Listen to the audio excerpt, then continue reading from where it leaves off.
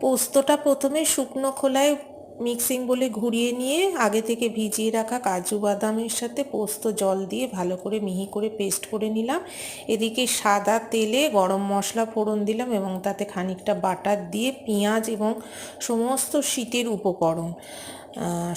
শীতের উপকরণ বলতে গাজর, ক্যাপসিকাম, কড়াইশুঁটি, টমেটো কুচি দিয়ে ভালো করে নাড়াচাড়া করলাম। কিছুক্ষণ ঢেকে দিলাম আনাজগুলো নরম হওয়ার জন্য। তারপর তাতে নুন, চিনি, আদা কুচি দিয়ে ভালো করে নেড়ে ফেটিয়ে রাখা টক দই দিলাম। তারপর দিলাম তাতে জিরে গুঁড়ো, ধনে গুঁড়ো দিয়ে ভালো করে কষালাম। কষিয়ে পরিমাণ মতো টক দই দিলাম এবং মিক্সিং বোলটা ধুয়ে টক দই যাতে ফেটিয়েছিলাম তার জল দিলাম।